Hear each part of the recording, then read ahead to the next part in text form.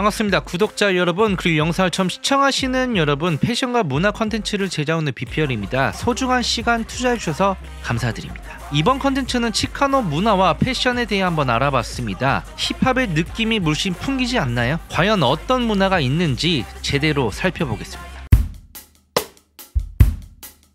치카노 패션에 대한 이야기를 앞서 치카노라는 단어가 왜 생겼는지, 어떤 문화가 있고 어떤 역사가 있는지 한번 알아봤습니다. 사회시간 아닙니다. 영상 끄지 마세요. 제발. 19세기 초반 미국 텍사스 공화국과 캘리포니아 공화국을 병합하는 과정에서 멕시코 땅이 거슬렸습니다. 1984년 미국의 11대 대통령 제임스 포크는 무조건 멕시코와 전쟁을 해야 한다는 발언과 함께 멕시코 국경지대 군사적 도발을 지시했습니다. 16명 미국 군인이 사살되자 기다렸다는 듯이 선전포고를 선언했고, 무차별한 공격으로 1848년 결국 미국의 승리로 멕시코는 멕시코 북부를 잃게 됐습니다. 항복하지 않았더라면 멕시코는 완전히 미국의 영토가 되었을지도 모릅니다. 1960년대까지 멕시코계 미국인들은 미국 서부와 남부에서 수십 년 동안 인종차별을 느끼며 살았습니다. 20세기 초반 멕시코계 미국인들은 백인 미국인으로 인정하고 시민권을 획득할 수 있도록 법적 소송까지 제기했습니다. 이러한 활동을 하는 사람들을 치카나 혹은 치카노로 불렸고, 비하하는 단어였지만 긍정적으로 바라보는 표현으로도 사용됩니다. 치카노들에게 치카노는 거기도 아니고 여기도 아니다는 정체성을 뜻하기도 하죠. 멕시코인들의 아픔을 100% 이해할 수는 없지만 역사를 통해 공감할 수 있었습니다. 서두에 이야기 드린 대로 치카노라는 단어는 미국인들이 멕시코인들을 비하하기 위해 만들어진 단어입니다. 멕시코인들은 짓밟히고 무너지고 깨지면서 살았습니다. 치카노의 인식을 단숨에 바뀌기는 어려웠죠. 단지 전쟁에 패했다는 이유만으로 차별받으며 살았습니다. 하지만 1960년에서 1970년 치카노 학생 운동이 큰 역할을 하며 그들이 얻고자 하는 의지 하나로 치카노에 대한 인식들과 생각들은 점점 긍정적인 변화를 일으켰고, 하나 둘 문화들이 생겨나고 자리를 잡게 됩니다. 지키고자 했던 자부심과 정체성을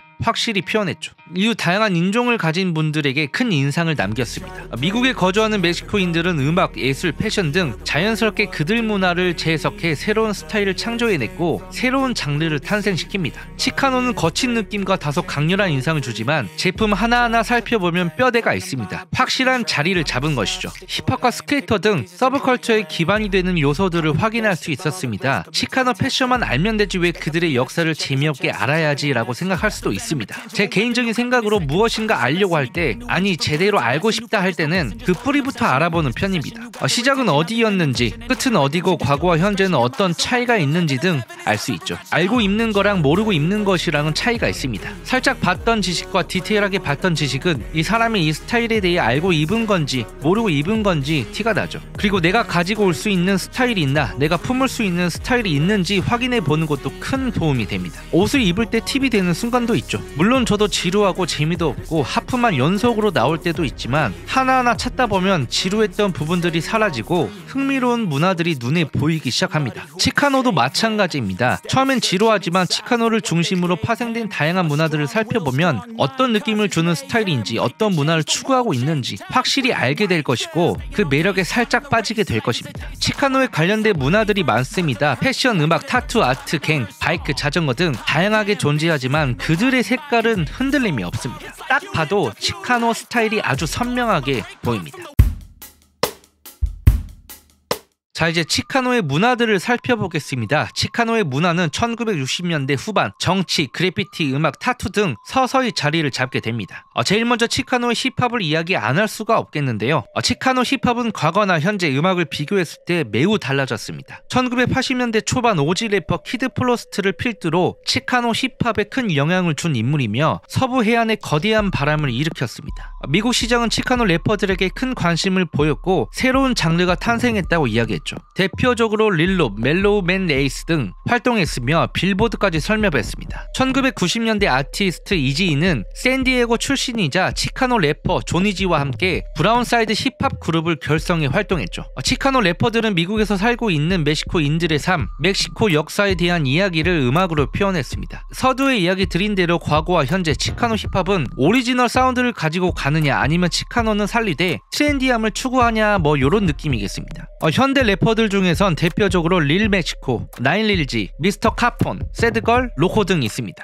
이들은 큰 동작을 하지 않고 묵직한 동작들로 시선을 사로잡았으며 특유 멕시코 갱 스타일을 주로 많이 보여주고 있습니다. 래퍼들에겐 타투는 기본적인 사항입니다. 치카노 타투는 1940년 감옥에 있는 치카노들에게 큰 인기를 누렸던 문화입니다. 사회에 대한 반항적인 태도를 몸에 새겼죠. 치카노들은 수감을 하면서 문신기계를 조립했고 오늘날에 사용하는 타투가 아닌 일반 잉크로 글을 쓰고 그림을 그리는 단순한 파란색과 검정 잉크를 사용했습니다. 타투 외에도 그래피티 또한 큰 인기를 몰고 왔죠. 이후 뉴멕시코, 텍사스, 애리조나, 캘리포니아 등 파치코, 즉 10대 멕시코계 미국인 갱들에게 눈에 띄면서 확실한 문화로 자리 잡게 됩니다. 당시 고전적인 주제로 해골, 여성, 종교꽃, 성모 마리아 등 새겼고 갱 단원들은 자신의 가운데 손가락에 파치코 십자가 타투를 새겨 갱단에 대한 정체성과 충성심 그리고 존경을 표현했다고 합니다. 당시 파치코 갱들은 미국인들에게 차별적인 대우로 자신을 보호하기 위해 타투를 새겼다고 하며 마약, 총 등 소지하기도 했습니다. 대표적인 아티스트들은 추거 모레노, 풀디 네그레테, 추이 퀀터너, 타마라 센티 바네즈 등 있습니다. 오리지널을 추구하죠. 현재 치카노 타투는 가장 아름다운 타투로 유명합니다. 치카노 타투는 이제 갱들과 전혀 상관없는 영역까지 왔고 라틴계 문화를 대표하고 치카노만 할 수 있는 예술로 발전했습니다. 마지막으로 로우라이더가 있겠습니다. 로우라이더는 이름 그대로 차체의 하부가 지면에 닿을 만큼 지상고를 낮춘 자동차를 말합니다. 정말 닿을 듯 말 듯 하죠.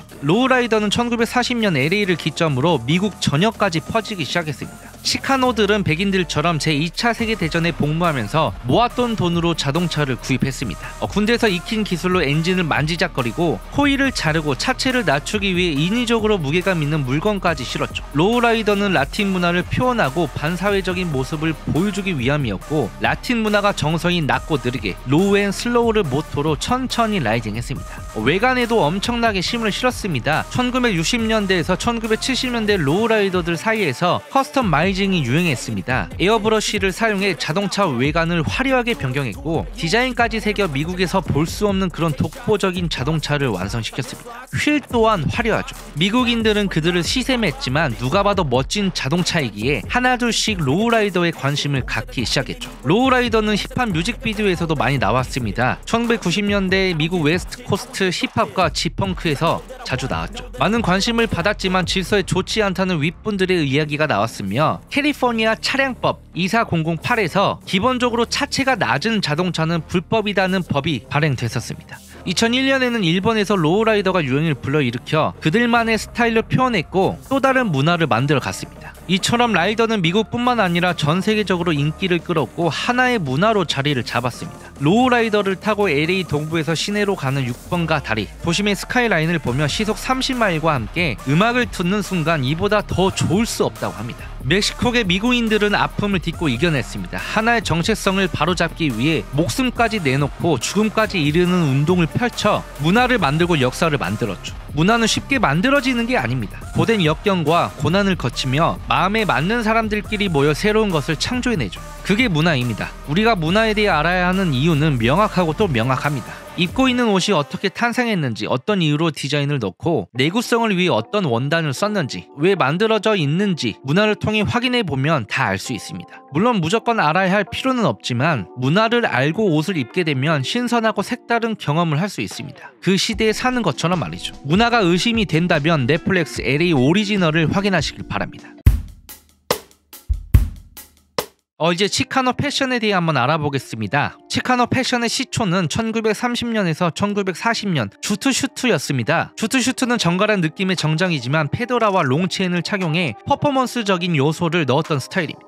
과거 주트슈트와 현재 치카노의 패션은 완전히 분위기가 다릅니다. 기존의 스타일 혹은 다른 장르들의 스타일들과 사뭇 다르죠. 깔끔하면서 무게감 있고 개성 있으면서 시크한 느낌이 물씬 나며 한마디로 그래픽 디자인이 새겨진 티셔츠보다 한 사람의 아우라가 대신에 디자인이 됐습니다. 치카노의 중심지인 웨스트 코스트는 사계절 내내 반팔을 착용합니다. 마치 형 것을 빼서 입은 듯 오버사이즈 흰색 티셔츠나 타투가 훤히 보이는 민소매 티셔츠를 착용했죠. 바지는 주로 워크웨어 기반 브랜드 디키즈와 데님 브랜드 리바이스의 약간 통이 있는 긴 바지와 반바지를 입었고 신발은 반스나 컨버스 그리고 나이키 코르테즈를 착용했습니다. 이게 치카노의 가장 기본적인 스타일입니다. 가장 깔끔하죠. 서두 이야기 드린 대로 그래픽 디자인은 많이 없지만 자신의 아우라를 일단 기본적으로 장착을 합니다. 가오가 지배한다기보다 깽 느낌이 물씬 풍겨 전체적인 코디의 밸런스를 잡아줍니다. 약간 심심하면 페이즐리 패턴의 반다나와 목걸이, 팔찌, 반지 등 각종 액세서리를 통해 포인트를 주죠. 그리고 빠질 수 없는 건 선글라스입니다. 치카노 선글라스로 유명한 브랜드 록스입니다. 록스는 LA의 히스패닉 문화의 영향을 받아 스페인어 로코에서 파생된 브랜드 네이밍입니다. 록스의 제품은 높낮이가 낮은 선글라스로 눈동자만 가려 타이트한 핏을 잡아주죠. 록스는 1970년대에서 1980년대 아티스트 촐로가 처음으로 착용하면서 LA의 모든 치카노 갱들에게 큰 인기를 얻었던 브랜드로 웨스트 코스트의 메인 아이템으로 유명합니다.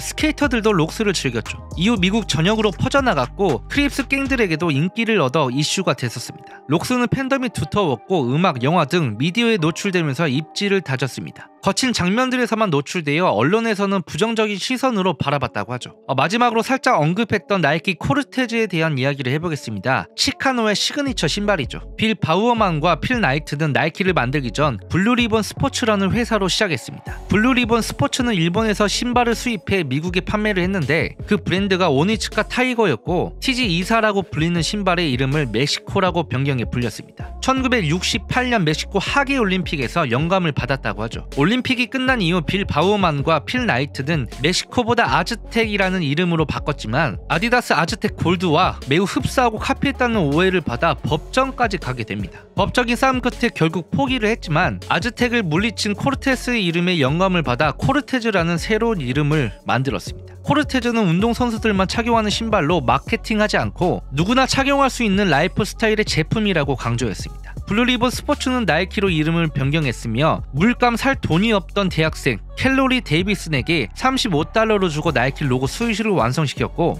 코르테즈 사이드 부분에 스위시를 넣었습니다. 오니츠카 타이거가 가만히 있었을까요? 당연히 아닙니다. 오니츠카 타이거는 나이키를 고소했으며 두 회사는 코르테즈 디자인을 두고 수년간 법적인 싸움을 진행했습니다. 결국 1974년 법원은 나이키의 손을 들어줬고 코르테즈를 유지할 수 있었습니다. 코르테즈는 남녀노소 큰 인기를 얻은 건 사실이지만 한때 금지된 신발이었습니다. 당시 웨스트 코스트에서 갱스터 랩이 유행했고 NWA의 음악 도프맨에서 도프맨스 나이키라는 이름으로 코르테즈가 알려졌죠. 또한 코르테즈 색상을 통해 블러드 갱과 크립스 갱들을 구분하기도 했습니다. 악명 높은 미국 갱단 MS-13은 충성의 의미로 코르테즈를 일부 유니폼으로 사용하기도 했죠. 나이키는 어리둥절했습니다. 코르테즈는 1990년 초반 갱단과 관련된 신발로 구분되어 미국 전체적인 학교에서 착용을 금지시켰습니다. 코르테즈는 LA 문화를 의미하며 치카노와 매우 밀접한 관계를 띠고 있습니다. 타투 아티스트 미스터 카투는 치카노 문화에 자부심을 가지고 나이키 코르테즈와 협업을 진행해 완벽한 치카노 스타일을 보여줬습니다. 반스와 협업을 진행하기도 했죠. 치카노 패션은 이외에도 플레이드 체크 셔츠, 스포츠 저지 등 다양하게 개성을 나타내고 있습니다. 컨텐츠 내용도 중요하지만 치카노 스타일 중 내가 소화할 수 있는 아이템이나 스타일이 있으면 착용도 해보시고 나만의 스타일로 재해석해서 표현도 해보시는 걸 추천드립니다. 그래야 다양한 느낌을 선사할 수 있습니다. 저는 개인적으로 치노바즈와 코르테즈 느낌을 신어보고 싶네요. 네, 지금까지 치카노의 문화 그리고 패션에 대한 이야기를 해봤습니다. 저희는 다음 컨텐츠를 통해 인사드리도록 하겠습니다. 감사합니다. They know how to ignite me. Call me CEO, I've been running shit right, see. And I ain't playing games, I create my own lane, making pleasure out of pain,